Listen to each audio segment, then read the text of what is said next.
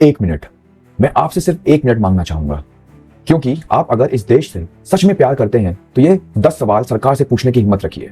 क्योंकि देशभक्ति का मतलब सिर्फ सरकार की प्रशंसा करना नहीं होता, जवाबदेही मांगना भी होता है। पहला सवाल, जब सरकार का दावा है कि इकोनॉमिक ग्रोथ बहुत तेजी से हो रहा है, तो ये economic growth GDP per capita में क्यों नहीं कन्वर्ट हो पा रहा है? दूसरा सवाल, जब पूरी दुनिया में क्रूड ऑयल प्राइसेस कम हो रहे हैं, तो पेट्रोल और डीजल के कम हुए प्राइसेस का फायदा आम आदमी तक क्यों नहीं पहुंच रहा है? तीसरा सवाल, जो 2022 में सरकार ने वादा किया था कि किसानों की आय दुगनी हो जाएगी, तो उस वादे की पब्लिक अकाउंटेबिलिटी आज कहां है? अगर डिजिटल इंडिया इतना मजबूत है, तो रिक्रूटमेंट और एंट्रेंस एग्जाम में बार बार पेपर लीक के आरोप क्यों सामने आते हैं? लेकिन बात यही नहीं खत्म होती।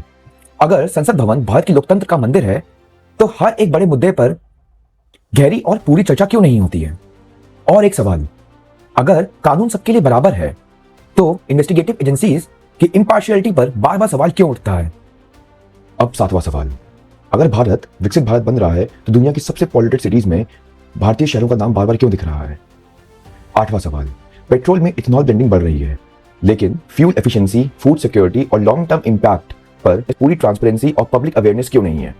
नौवां सवाल, अगर करप्शन के खिलाफ जीरो टॉलरेंस है, तो हर बड़े आरोप में इंडिपेंडेंट और निष्पक्ष जांच क्यों नहीं होती? और अब सबसे बड़ा सवाल, अगर हिंदुस्तान विश्व का सबसे बड़ा लोकतंत्र है, तो सरकार से कठोर सवाल पूछना इतना मुश्किल क्यों लगने लगा है?